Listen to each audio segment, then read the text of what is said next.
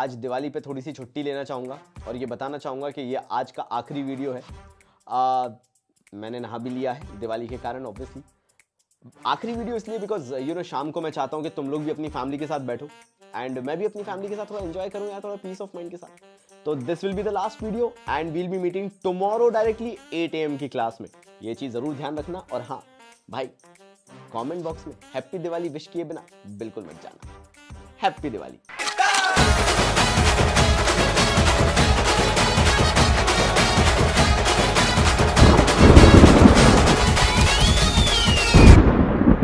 Discussion हो गया, अब एक बार ऑफिशियली पढ़ लेते हैं और इसकी कैलकुलेशन समझ लेते हैं, क्योंकि सुनने में बहुत अच्छा लगता है, कैलकुलेट करने में मजा आता है असली। तो चलो दोनों चीजें करते हैं, पहले पढ़ते हैं और जल्दी निपटाते हैं। तो दो तरह के लॉस, कंसाइनमेंट बिजनेस के दो तरह के लॉस, पहला नॉर्मल लॉस और दूसरा एबनॉर्मल लॉस। नॉर्मल लॉस कैसा होता है sir? Loss which is unavoidable in nature, यानी ऐसा लॉस जिसको अवॉइड नहीं किया जा सकता। यानी अगर आप इस बिजनेस में हैं तो आपको ये लॉस तो बेयर करना ही पड़ेगा। अगर आप पेट्रोल में डील कर रहे हैं तो कुछ तो उड़ेगा, अगर आप फ्रूट्स वगैरह में डील कर रहे हैं तो कुछ तो खराब होंगे। सरकार ठीक है, such loss is integral part of business, ठीक है। जबकि एबनॉर्मल लॉस में क्या होगा सर? इसका उल्टा, loss which happens due to accident, theft और एनी अदर एबनॉर्मल रीजन। अच्छा एक बात बताओ, ट्रक का एक्सीडेंट होने वाला है, क्या आपको ये सपने में आ रहा है? अगर आ रहा है तो भैया रोक लो ट्रक का एक्सीडेंट होने से पहले। तो अब अगर हमें सपने नहीं आते हैं तो साहब हमें खबर आएगी। क्या खबर आएगी? कोई नहीं गया, एक्सीडेंट हो गया, हमारा इतना माल खराब हो गया। तो समझो, दिमाग लगाओ, नॉर्मल लॉस पहले से पता है कि भाई इतनी पेटी भेजी है तो इतनी पेटी माल खराब हो जाएगा, लेकिन 5 पेटी की चोरी हो जाएगी, ये आप सोच थोड़ी सकते हैं। तो नॉर्मल लॉस पहले से प्री डिटरमाइंड, प्री एस्टिमेटेड है, जबकि एबनॉर्मल लॉस होने के बाद ही पता पड़ेगा। अगला पॉइंट सरकार, सच लॉस इज प्री डिटरमाइंड और एस्टिमेटेड इन एडवांस। कौन सा? नॉर्मल। तो एबनॉर्मल में क्या आएगा sir? Can't be pre determined और एस्टिमेटेड, ठीक है, सही बात है। अच्छा, मुझे नॉर्मल लॉस होने वाला है, मैं 10,000 किलो एप्पल भेजने वाला हूं और मुझे पता है कि इसमें करीबन 500 किलो का नुकसान होने वाला है। 10,000 किलो भेजने वाला हूं, 500 किलो का नुकसान होने वाला है। तो मैंने कहा यार क्यों इस 500 किलो का नुकसान अपन उठाएं, क्यों इस 500 किलो का नुकसान अपन उठाएं? तो हम लोग गए बीमा कंपनी के पास, इंश्योरेंस कंपनी के पास, और उनसे बोला कि मालिक ये हमारे एप्पल का बीमा कर दो। तो उन्होंने पूछा कि जब आप 100 किलो माल भेजते हैं तो कितना किलो माल सही सलामत दिल्ली पहुंचता है? बोले सर 5% माल हमारा रास्ते में खराब हो जाता है। तो उन्होंने बोला कि देखो हम आपका बीमा कर रहे हैं, अगर आपका एक्चुअल लॉस 5% के ऊपर हुआ तो हम उसकी भरपाई करेंगे। तो हमने बोला मालिक हम तो उस 5% के नुकसान का कवर लेने आए थे, तुम ये बोल रहे हो कि 5% के ऊपर लॉस हुआ। अरे वो तो हमें पता है, उसका तो बीमा मिलता है, हमें तो इस 5% के लॉस का बीमा दो ना। तो इंश्योरेंस कंपनी बोलेगी बॉस ऐसा नहीं होता, ऐसे लॉस जो अनअवॉइडेबल हैं, जो प्री डिटरमाइंड है, जो स्टैंडर्ड है, उसका बीमा नहीं किया जाएगा। नहीं तो बीमा कंपनी को बीमा करवाना पड़ेगा, क्योंकि दुनिया भर के सब लोग पहुंच जाएंगे बीमा कंपनी के पास और अपने अनअवॉइडेबल लॉसेस का बीमा करवाएंगे, और वो तो लॉस हो गई, और फिर पहुंच जाएंगे माथे, बोले पैसे दो। तो insurance company will never ensure any normal loss. तो वो किसका बीमा करेंगी? हमेशा एबनॉर्मल लॉस से हुए नुकसान का बीमा करेंगी, यानी they will compensate us only for abnormal losses, ठीक है। पढ़ते हैं, तो no insurance cover is available for normal loss, जबकि इंश्योरेंस कवर इज अवेलेबल, ठीक। अच्छा, हमें पता है कि भैया 100 किलो सेव भेजेंगे तो 95 kg ही पहुंचेंगे और बेचे जा सकेंगे। तो क्या ऐसा नहीं किया जाए कि 95 kg भेज दिया जाए, जो 5 kg खराब होने वाला है वो छोड़ दो? सर अगर आप 95 भेजोगे ना तो फिर वहां पहुंचेगा 90.5, क्योंकि 5% लॉस तो होना ही पक्का है। अब आप जो भेजना चाहो वो भेज दो, 1 किलो भेजोगे तो भी लॉस होगा। तो फिर उस केस में हमें पता है कि ऐसा होगा और ये अवॉइडेबल नहीं है। तो अगर मुझे सही सलामत 95 kg दिल्ली पहुंचाना है तो मुझे वहां से 100 किलो ही चलाना पड़ेंगी। तो वो जो 5 kg का लॉस होने वाला है उसकी कॉस्ट कौन उठाएगा? तो आंसर आया ये 95, क्योंकि हम 95 को सही सलामत दिल्ली पहुंचा पाए इसके लिए 5 kg ने अपनी कुर्बानी दी है, तो इसकी कॉस्ट 95 kg ही बेयर करेंगी। बहुत ध्यान सुनना, ट्रू एंड फॉल्स में आता है 2 मार्क्स के लिए। तो भैया नॉर्मल लॉस कि कॉस्ट हमेशा अच्छी यूनिट बियर करेंगी। यानी जब आप कॉस्ट कैलकुलेट करेंगे तो पूरी 100 की कॉस्ट लिखेंगे न्यूमरेटर में, पूरी 100 की कॉस्ट लिखेंगे न्यूमरेटर में, लेकिन डिनोमिनेटर में क्वांटिटी लिखेंगे 95 जो नॉर्मल लॉस के बाद बचेंगी। तो इसका इंपैक्ट क्या होगा? ऑटोमेटिकली कॉस्ट लिखी न्यूमरेटर में 100 की और उसको बेयर किसने किया? 95 ने। तो ऑटोमेटिकली इन 5 यूनिट की जो कॉस्ट है वो 95 यूनिट्स पे स्प्रेड आउट हो जाएगी। तो इसको क्या बोलते हैं सर? इसको बोलते हैं स्टैंडर्ड कॉस्ट ऑफ इन्वेंट्री। यानी अगर हमारे यहां नॉर्मल लॉस हो रहा है तो हमें जो नॉर्मल लॉस के बाद बची हुई क्वांटिटी है उसकी एक स्टैंडर्ड कॉस्ट कैलकुलेट करना पड़ेगी। What about sir abnormal loss? क्या एबनॉर्मल लॉस की कॉस्ट भी बची हुई अच्छी यूनिट उठाएंगी? नहीं, एबनॉर्मल लॉस की कॉस्ट कभी भी बची हुई अच्छी यूनिट नहीं उठाएंगी। क्यों? क्योंकि नॉन रेकरिंग लॉस है, ये एबनॉर्मल है। और अगर एबनॉर्मल लॉसेस को भी इन्वेंट्री पे चार्ज किया तो हमारी इन्वेंट्री कॉस्ट इन्फ्लेट हो जाएगी और वो मार्केट में कॉम्पिटिट नहीं कर पाएगी। जैसे आप 11-12 याद करो, आप याद करो इन्वेंट्री में अगर कोई लॉस होता था, एबनॉर्मल शॉर्टेज और जो भी होता था, तो आप क्या करते थे? उसे परचेस में से माइनस करते थे और एक सेपरेट खाते में लेके जाते थे।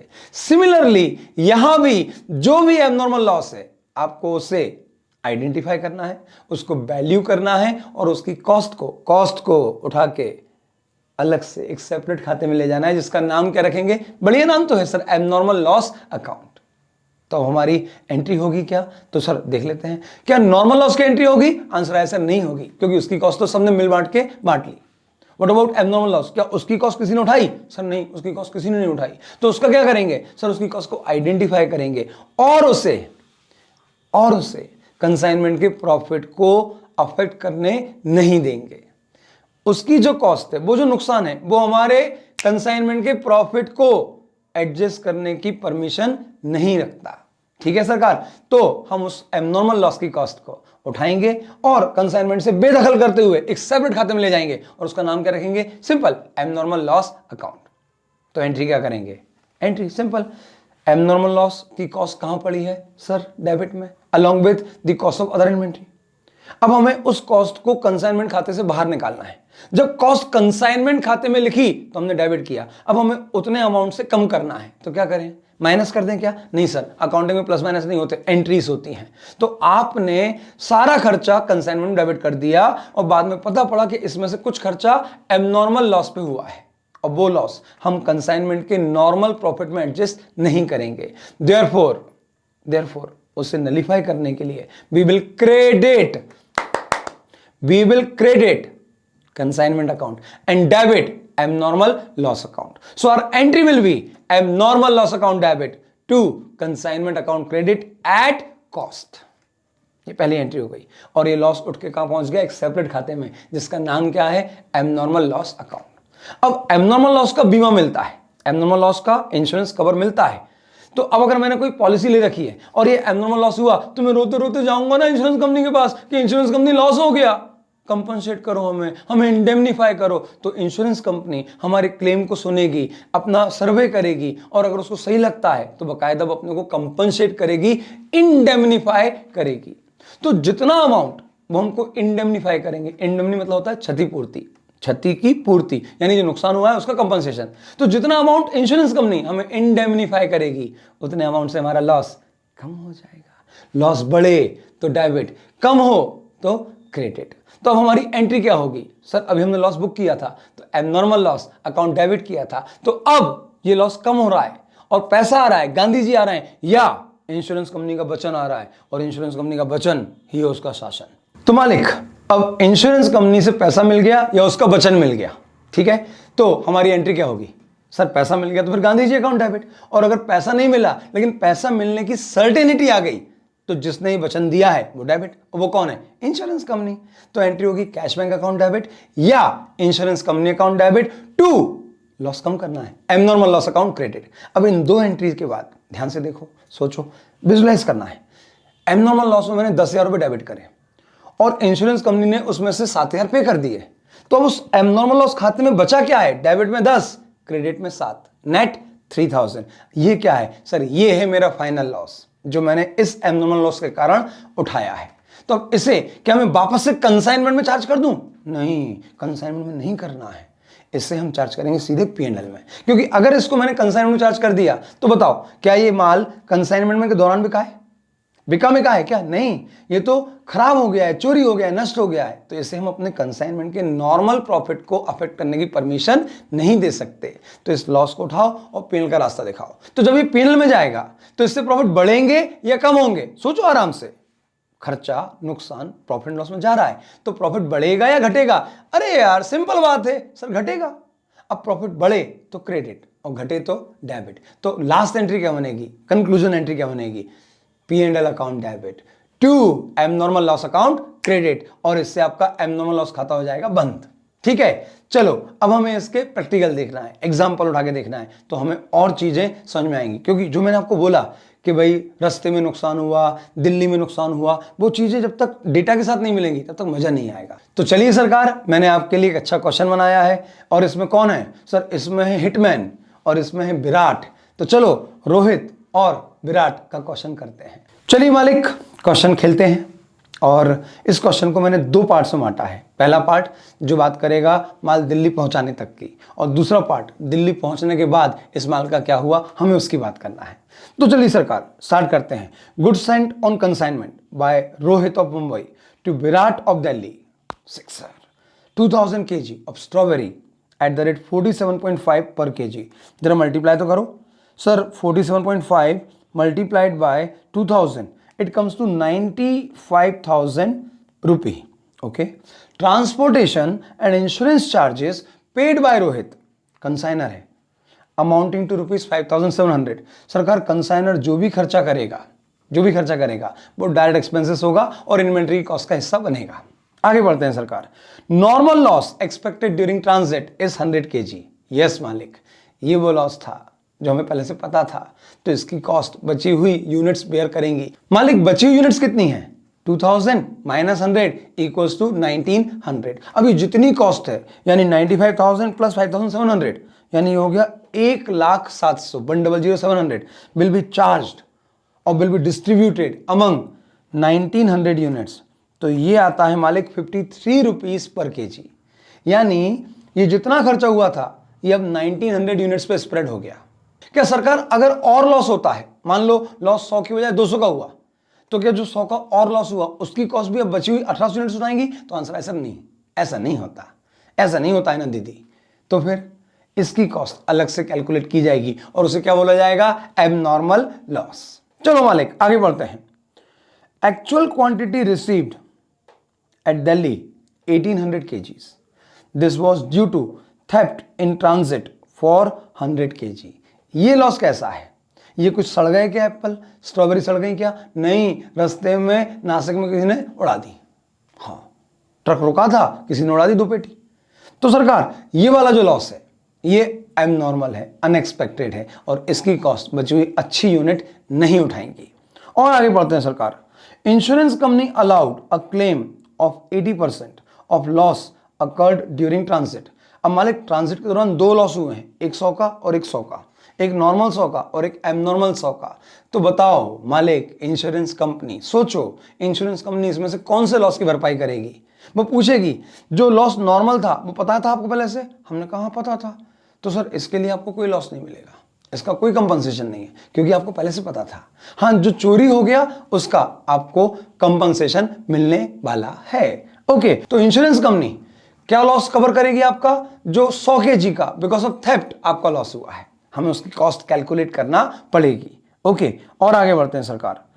Prepare consignment account, abnormal loss account and also ascertain the standard cost of inventory sent on consignment. तो मालिक कंसाइनमेंट में सबसे पहले आप क्या लिखोगे? Consignment account debit to goods sent on consignment. कितना सर? 2000 इंटू 47.5 यानी 95,000 रुपी। और क्या लिखोगे सरकार? वो जो हमने भेजने का खर्चा किया वो भी तो आएगा। हाँ सर, तो वो भी लिख दिया टू कैश और ब्रैकेट में डायरेक्ट एक्सपेंसेस। क्या ये बोलने की जरूरत है कि ये खर्चा कंसाइनर ने किया? क्योंकि अगर कंसाइनर ने नहीं किया होता तो यहाँ पे टू कैश आती नहीं, क्योंकि अगर कंसाइनी खर्च करता तो मैं उस कंसाइनी का नाम लिखता, टू कैश थोड़े लिखता। कितना अमाउंट सरकार? इसका अमाउंट था 5,700। अब इसको 2 मिनट के लिए यहाँ रोको और चलते हैं कैलकुलेशन की सैर पर। तो मालिक मैंने अपना समय बचाने के लिए थोड़ा सा ड्राफ्टिंग कर लिया है। पहला पर्टिकुलर, यही फॉर्मेट आपको रखना है हमेशा, प्रेजेंटेशन में अच्छा लगता है और इसमें गलती होने के चांसेस खत्म हो जाते हैं। तो मालिक बताओ, पहला कॉलम काय का, पर्टिकुलर का, दूसरा ग्रॉस क्वांटिटीज का, तीसरा टोटल अमाउंट का और चौथा पर यूनिट का। लेकिन पर यूनिट का कॉलम तभी चल पाएगा जब क्वेश्चन आपको क्वांटिटी एब्सोल्यूट टर्म में दे। अगर क्वेश्चन क्वांटिटी दे ही ना, सिर्फ वैल्यू दे, तो फिर आप कुछ नहीं कर पाएंगे। तो फिर उस केस में ये क्वांटिटी के बाद जो पर यूनिट कॉलम है वो हट जाएगा। ठीक है, चलो, तो माल कितना भेजा सरकार, cost of goods Saint 2000 kgs, total amount 95,000 rupees. Per unit निकालना है क्या सर? नहीं, अभी नहीं निकालना, बिल्कुल जल्दी नहीं करना है। तो मालिक अब बताओ, क्या यहां पर इस पॉइंट ऑफ टाइम पे पर यूनिट निकाल लें? मालिक क्यों नहीं निकालेंगे? तो उसका सिंपल रीजन है, क्योंकि हमें प्लस पता है कि लॉस होने वाला है, और वो जो 100 यूनिट का लॉस है उसको भी बची हुई 1900 यूनिट को ही बियर करना है। तो अभी अगर आपने पर यूनिट कॉस्ट निकाल लिया तो गड़बड़ हो जाएगी, तो रुकना है। यहां पे पर यूनिट कॉलम के आगे क्रॉस लगा दो। Direct expenses of Rohit, Rohit कौन है सर? ओपनर है। नहीं, वो नहीं, यहां पे रोहित कौन है? कंसाइनर। तो उसने खर्चा कितना किया सर? 5,700 रुपए। क्या मालिक ट्रांसपोर्टेशन की कॉस्ट में क्वांटिटी आती है क्या? नहीं, उस क्वांटिटी पे ही खर्चा हुआ है, तो क्वांटिटी कॉलम यहां पे ब्लैंक छोड़ा जाएगा। तो अब बताओ सरकार, टोटल कितना हो गया? सरकार 2000 यूनिट्स भेजी हैं और कॉस्ट हो चुकी है 1,07,000। अब बोलो मालिक, क्या हमें पहले से पता है कि रास्ते में लॉस होगा? हाँ होगा। कितना? 100 किलो। तो चलो उसे यहां पे माइनस करो। तो क्या लिखा हमने मालिक? नॉर्मल लॉस कितना? 100 किलो। क्या इसकी वैल्यू आएगी? क्या इसकी वैल्यू आएगी? नहीं सरकार, हम इतने से यही तो बड़बड़ा रहे थे, यही तो बुदबुदा रहे थे, यही तो समझा रहे थे कि नॉर्मल लॉस कभी भी वैल्यू में नहीं आएगा, क्योंकि उसकी कॉस्ट बची हुई 1900 पे स्प्रेड हो जाएगी। इसके अंदर ही तो 100 की कॉस्ट भी शामिल है, वो 100 की कॉस्ट इन बची हुई 1900 पर बांट दी जाएगी। तो मालिक बताओ, अब नॉर्मल लॉस की वैल्यू आएगी?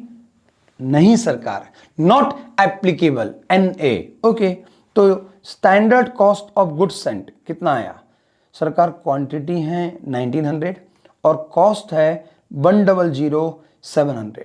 यानी इतना खर्चा करके हमारे एक्सपेक्टेशन के अनुसार 1900 kgs को दिल्ली पहुंच जाना चाहिए था। क्या अब मैं पर यूनिट कॉस्ट निकाल सकता हूं?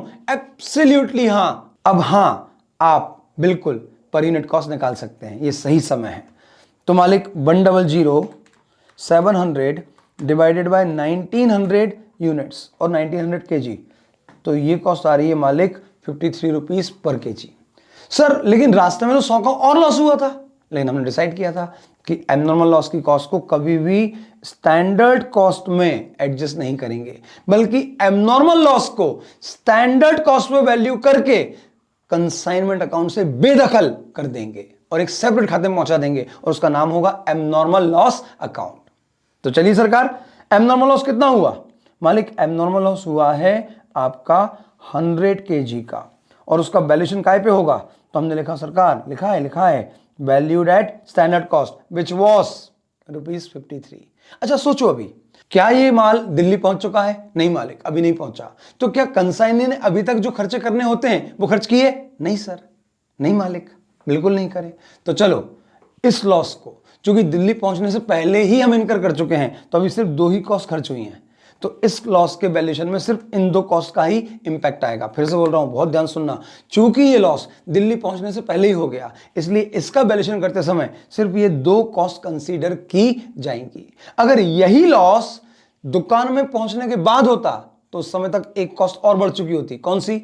जो कंसाइनी ने माल छुड़ाने के लिए ट्रांसपोर्टर को पे करी होती। तो फिर उस केस में हमें तीनों कॉस्ट को कंसीडर करना पड़ता। ओके चलो सरकार, तो आगे बढ़े। इसका वैल्यूएशन काय पे होगा? तो इसका वैल्यूएशन होगा मालिक एट द रेट 53। तो 100 यूनिट 100 kg 53 पर यूनिट के हिसाब से, तो 53 इंटू 100 ये आ गया मालिक 5,300। तो 5,300 रुपए का एबनॉर्मल लॉस बाइज्जत तरीके से कंसाइनमेंट अकाउंट से बड़ी बेदर्दी के साथ बाहर फेंक दिया जाएगा। अब अकाउंटिंग करो सरकार इसकी। हाँ करते हैं। बताओ नॉर्मल लॉस की अकाउंटिंग होगी? नहीं होगी। और अब बोलना भी मत सर, ठीक है, नहीं बोलूंगा। चलो एबनॉर्मल लॉस की होगी सर, बिल्कुल होगी। क्या एंट्री होगी? एबनॉर्मल लॉस बुक कर रहे हैं, अकाउंट डेबिट टू कहां से बुक कर रहे हैं? कंसाइनमेंट अकाउंट से। तो एंट्री होगी abnormal loss account debit to consignment account at standard cost which comes to 5300 rupee. अब हमने यहां पर क्या लिखा? To consignment account. तो कंसाइनमेंट में क्या लिखेंगे? By abnormal loss account. Consignment में इतना लिखा, अब कंसाइनमेंट अकाउंट में एबनॉर्मल लॉस का रोल खत्म। अब जो भी करना है वो एबनॉर्मल लॉस अकाउंट में किया जाएगा। हमने लॉस बुक किया 5300 और हम भागे भागे गए इंश्योरेंस कंपनी के पास, और इंश्योरेंस कंपनी ने क्या बोला कि ठीक है बस जाओ, आपको हम 80% क्लेम कंपनसेट करते हैं। तो लॉस कितना हुआ? 5300 का। तो जो लॉस हुआ है उसका 80%। तो सरकार लॉस हुआ है कितना? 5300। और इसमें क्या क्या आ गया सर? वस्तु की लागत और कंसाइनर के भेजने के प्रोपोर्शनेट खर्चे।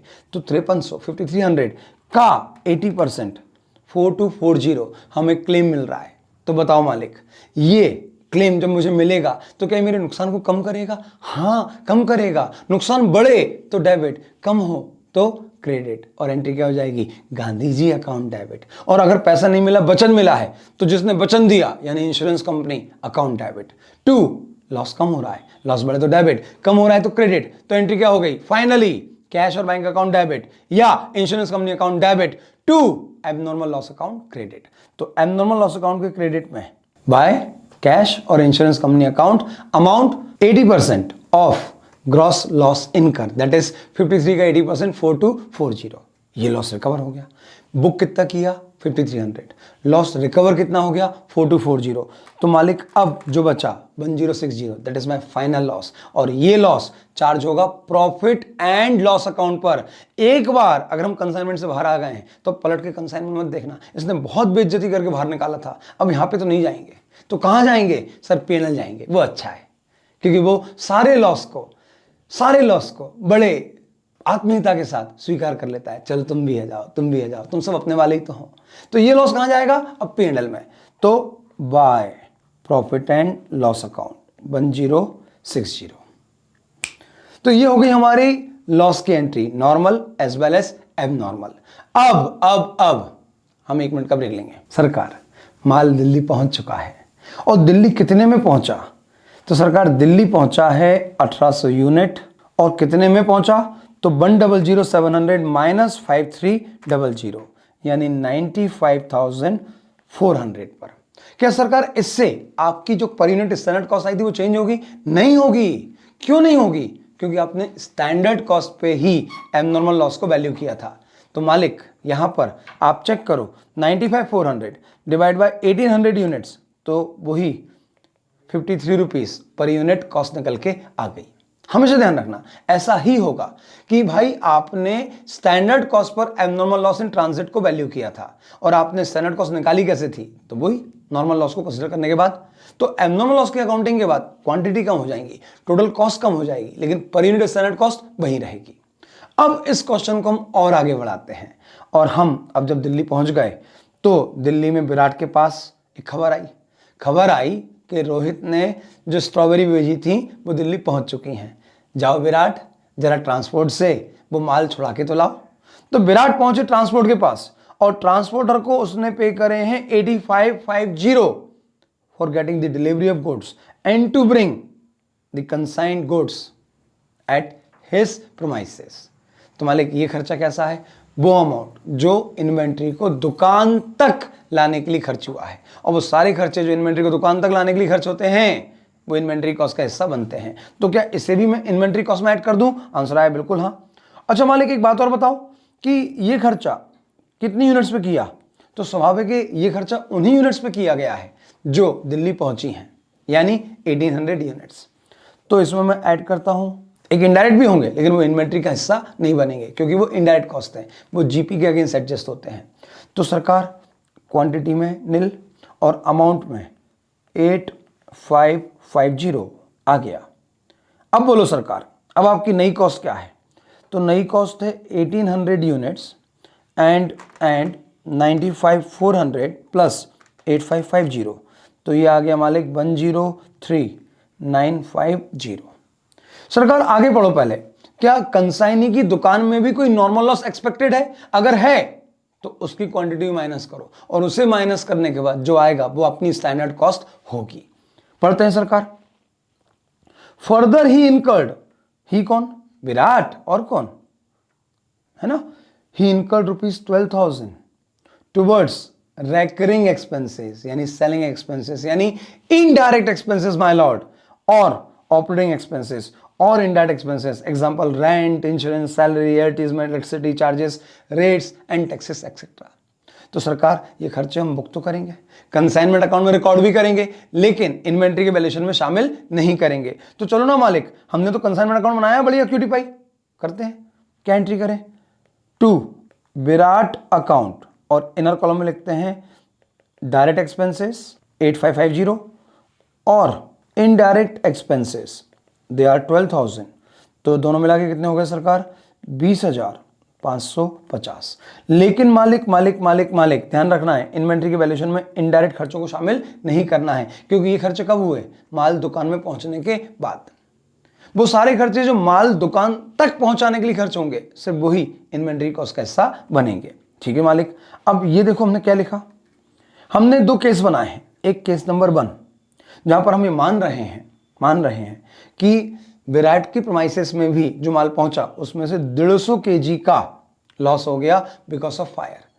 भैया स्ट्रॉबेरी के बिजनेस में वो सड़ने से खराब होती हैं, वो नॉर्मल है, लेकिन वो जल के खराब हुई, ये एबनॉर्मल है।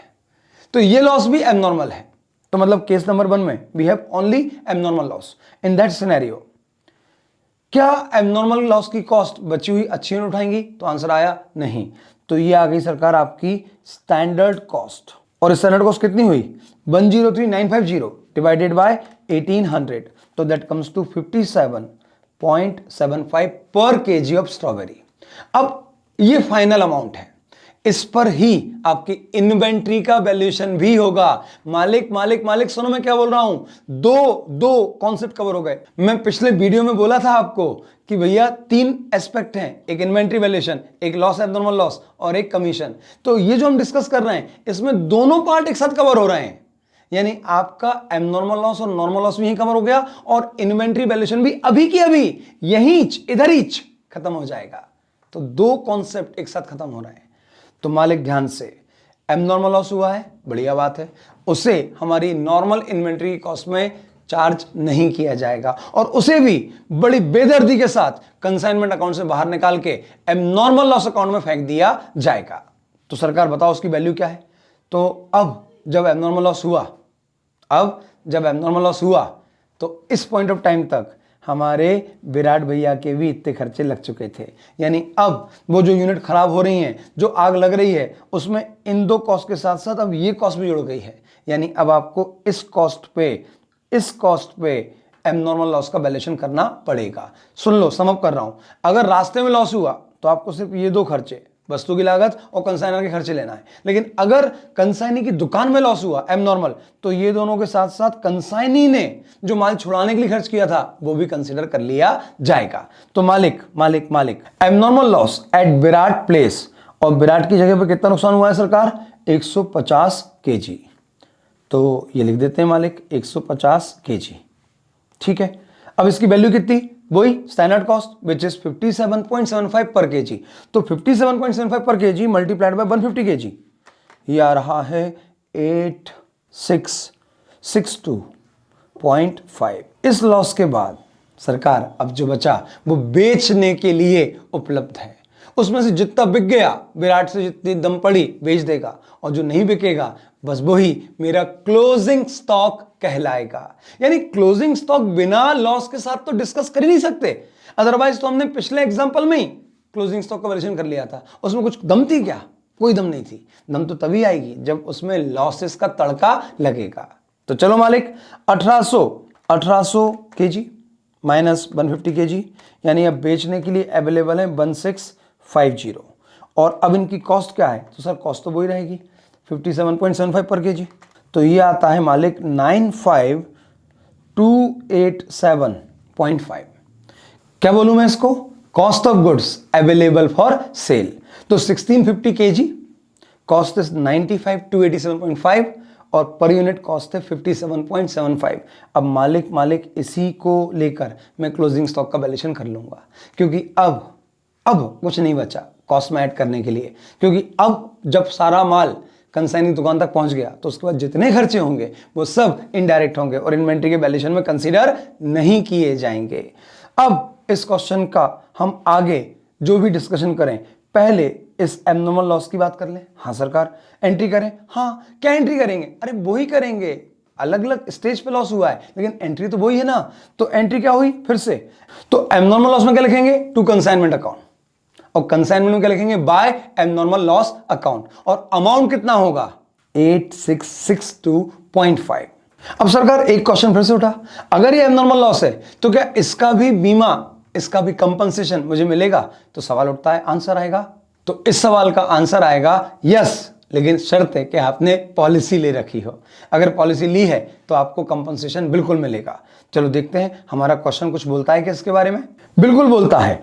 हमारा क्वेश्चन कह रहा है कि insurance company allow 70% of losses. शब्दों में ध्यान देना, ऊपर हमने पढ़ा था insurance company paid 80% of the loss, और इस बार उसने बोला है अलाउड, यानी अलाउ तो कर दिया, वचन तो दे दिया, पैसे नहीं आए हैं।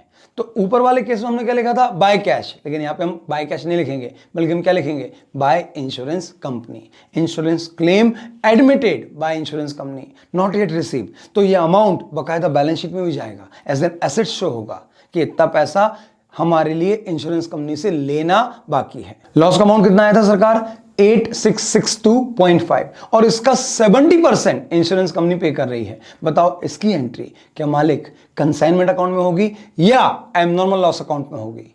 तो आंसर बहुत सिंपल है, जहां लॉस बुक किया है वहां पे एंट्री होगी। लॉस कहां बुक किया? एबनॉर्मल लॉस अकाउंट में।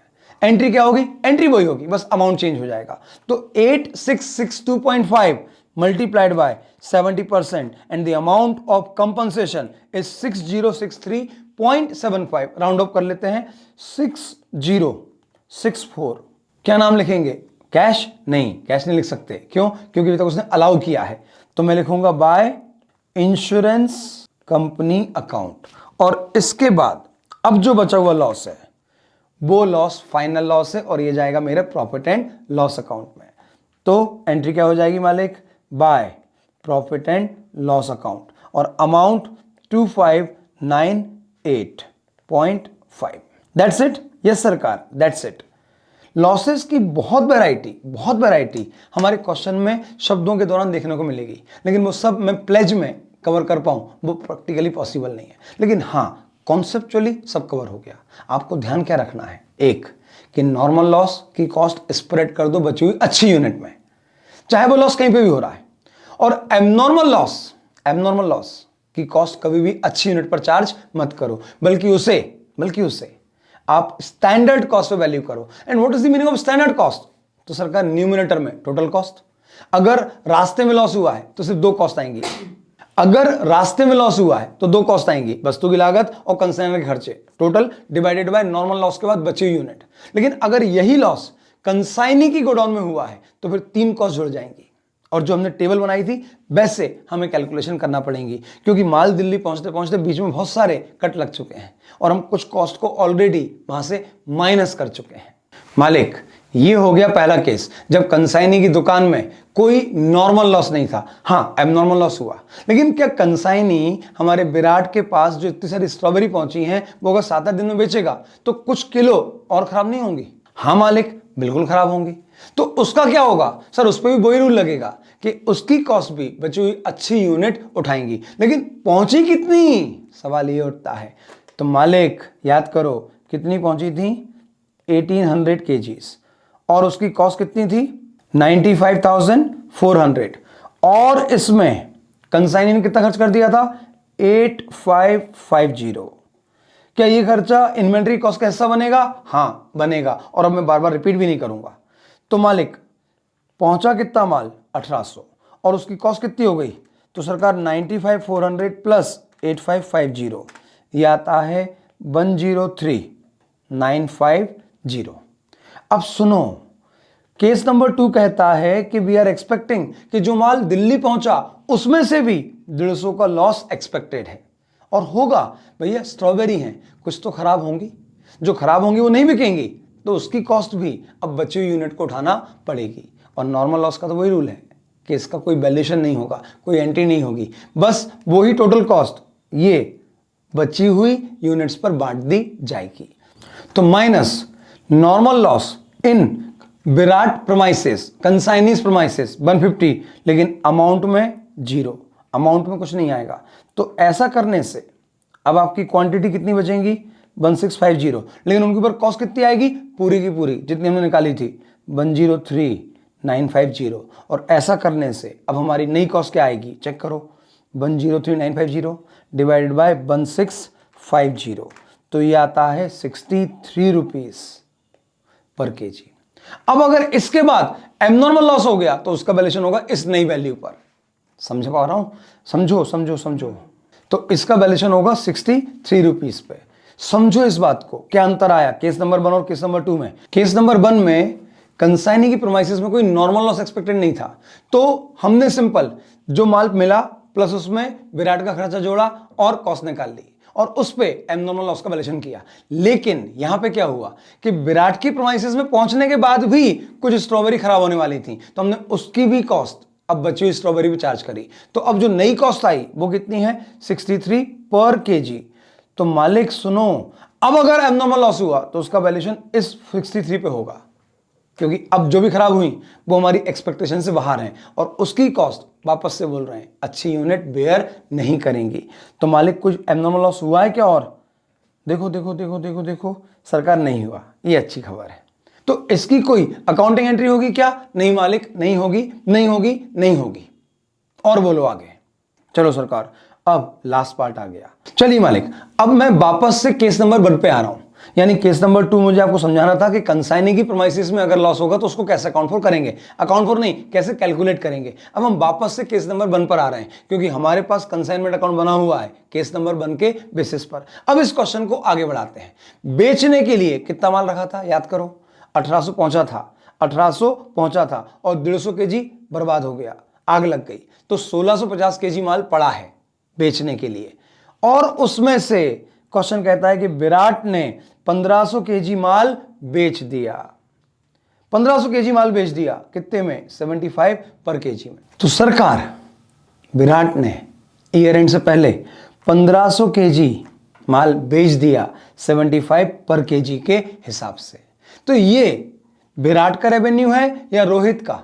सरकार रोहित का है, क्योंकि रोहित इज द प्रिंसिपल और विराट तो बेचारा सिर्फ एजेंट था। तो हम कंसाइनमेंट अकाउंट में एंट्री पास करेंगे। हाँ सर करेंगे। कंसाइनमेंट अकाउंट में एंट्री क्या होगी? सर एंट्री होगी debit the receiver. And who is the receiver? It is the Virat. तो विराट को हम डेबिट करेंगे और ये हमारी इनकम है। जब सारे खर्चे कंसाइनमेंट के हमने कंसाइनमेंट में डेबिट करे तो उसकी सेल, उसकी इनकम क्रेडिट करेंगे। तो क्रेडिट में आएगा बाय विराट अकाउंट और कितना 75 इंटू 1500 केजी। तो ये अमाउंट आ गया 112,500। ठीक है मालिक। और बोलो, और बोलें? हाँ सर बहुत अच्छे, आप बोलो। नहीं नहीं सर ये नहीं, काम की बात बोलो। तो काम की बात आगे पढ़ते हैं। Commission payable to Virat 10% of sales price. Virat को कमीशन भी मिलेगा और कितना मिलेगा? सेल वैल्यू का 10%। विराट ने 1,12,500 रुपए का माल बेचा है तो इसका 10% ये होता है 11,250। ये विराट की प्योर इनकम है और मेरे लिए, रोहित के लिए ये खर्चा है, और खर्चा है तो कंसाइनमेंट में डेबिट होगा। चलिए लिखते हैं। और लिखना क्या है? वही consignment account debit to consignee account credit. Sir consignee account तो आप ऑलरेडी लिख चुके हैं। हाँ तो इनर कॉलम में लिख दो कमीशन कितना मालिक 11,250। तो अब तीनों अमाउंट डायरेक्ट खर्चे, इनडायरेक्ट खर्चे और कमीशन मिला के कितना अमाउंट बाहर जाएगा? तो 11,250 प्लस 12,000 प्लस 8,550, तो ये हो गया 31,800। अब मालिक अब क्या करें? अब एकदम आखिरी पॉइंट आ चुका है हमारे क्वेश्चन का। मालिक बताऊं, ये जो मैंने आपको समझाया है, क्वेश्चन बनाया, इस लेवल का क्वेश्चन तो एग्जाम में भी नहीं आता, या फिर इतने ही लेवल का क्वेश्चन एग्जाम में आता है। तो बिलीव मी आपने एग्जाम का लेवल टच कर दिया इन एग्जाम्पल के थ्रू ओनली। तो मालिक लास्ट पार्ट, कितना माल पहुंचा था? कैलकुलेटर पे चलाओ, उठाओ कैलकुलेटर, करो। कितना माल पहुंचा था दिल्ली? Sir 1800 KG. अच्छा, उसमें से कितना माल आग लग के नष्ट हो गया? Sir 150 KG. तो कितना बेचने के लिए रखा था? 1650 केजी। उसमें से विराट ने बेच कितना दिया? मालिक 1500 केजी। तो कितना माल अभी भी विराट के पास बिना बिका पड़ा है? सरकार 150 केजी। अब ये क्या है सर? ये है हमारे कंसाइनमेंट का क्लोजिंग स्टॉक, और ये क्लोजिंग स्टॉक पड़ा विराट के पास है, लेकिन रोहित की बैलेंस शीट में आएगा और इसका वैल्यूएशन स्टैंडर्ड कॉस्ट पे होगा। And what is the cost standard? Sir हमने निकाली थी ना केस नंबर 1 में 57.75, क्योंकि हमने पूरी अकाउंटिंग केस नंबर 1 से करी थी। केस नंबर 2 में हमने सिर्फ कैलकुलेशन देखी थी, बाकी हमने अकाउंटिंग केस नंबर 1 की करना है। तो अब इस कंसाइनमेंट अकाउंट में क्लोजिंग स्टॉक क्रेडिट होगा, डेबिट होगा ओपनिंग, क्रेडिट होगा क्लोजिंग। क्या लिखेंगे? By closing consignment stock. Value क्या पे करोगे? Sir standard cost. And what is your standard cost? 57.75 multiplied by कितनी क्वांटिटी? सर 150 केजी जो बिना बिकी पड़ी हैं। तो मालिक 150 multiplied by 57.75 it comes to 8662.5। और सर ये तो एबनॉर्मल लॉस के बराबर ही है। हाँ, क्योंकि एबनॉर्मल लॉस में 150 यूनिट्स थी और वो भी स्टैंडर्ड कॉस्ट पे वैल्यू हुई थी। ये भी 150 यूनिट्स हैं और ये भी स्टैंडर्ड कॉस्ट पे वैल्यू हो रही है, तो ये अमाउंट तो सेम ही आएगा। क्या सर ये हर क्वेश्चन में आएगा? नहीं बाबा, ये इस बार हुआ क्योंकि क्वांटिटी सेम थी। अगर ये विराट 1500 के बजाय 1600 बेच देता तो क्लोजिंग स्टॉक 50 यूनिट का होता है। हाँ, standard cost per unit, abnormal loss और क्लोजिंग स्टॉक दोनों की सेम होगी, ये ध्यान रखना। फिर से सुनो, मैंने क्या बोला? Standard cost per KG of abnormal loss और क्लोजिंग स्टॉक दोनों सेम होगी। अगर ये एबनॉर्मल लॉस दिल्ली में हुआ है तो, रास्ते वाला नहीं। ठीक है, चलो अब ये सब लिख लिया। हाँ, अब क्या करें? बैलेंसिंग फिगर में प्रॉफिट निकाल दो, और प्रॉफिट निकाल के कहां ले जाओ? जनरल प्रॉफिट एंड लॉस में। तो सरकार बैलेंसिंग फिगर करो, ये आप करते रहना, इसमें कोई दम नहीं है। जो भी बैलेंसिंग फिगर आए, अगर क्रेडिट ज्यादा डेबिट कम तो it's a profit transfer to PNL, consignment to PNL. और अगर लॉस आया तो इसका vice versa, general PNL debit to consignment account credit. Amount please आप निकाल लीजिएगा। तो मालिक सुनो, हमने अब इस पॉइंट ऑफ टाइम तक abnormal loss, normal loss discuss कर लिया, ठीक है, और क्लोजिंग स्टॉक का वैल्यूएशन कर लिया, वो भी उस सिनेरियो में जब दो जगह लॉस हुए थे। अब क्लोजिंग स्टॉक का वैल्यूएशन का एक छोटा सा पार्ट बचा है। कब? जब हम माल कॉस्ट के बजाय इनवॉइस प्राइस पर भेजेंगे। सरकार, हमारे पूरे कंसाइनमेंट का 90% पार्ट कंप्लीट हो चुका है, अब सिर्फ 10% बचा है, और वो 10% मालूम क्या है? कमीशन और एक केस कि जब हम माल इनवॉइस प्राइस पर भेजते हैं और रिकॉर्ड भी इनवॉइस प्राइस यानी सेलिंग प्राइस पर करते हैं। तो बस ये एक लेक्चर बचा है कॉन्सेप्चुअल, और आपका कंसाइनमेंट समाप्त। और फिर उसके बाद हमारे होंगे प्रैक्टिकल। और प्रैक्टिकल कौन से? तो हमने जो 4 अटेम्प्ट में आज तक सीए इंस्टीट्यूट ने सीए फाउंडेशन के इतिहास में पूछे हैं, वो चारों क्वेश्चन, यस चारों, मैं आपको पूरे चारों एग्जाम के क्वेश्चन यहीं पे करवा दूंगा। यानी आपको एकदम क्लियर समझ में जाएगा कि एग्जाम लेवल पर हमारे सामने किस लेवल तक के क्वेश्चन आने वाले हैं। तो चलिए सरकार, मिलते हैं अगले वीडियो में। आपका बेसब्री से इंतजार रहेगा। मिलते हैं, बाय बाय, टेक केयर।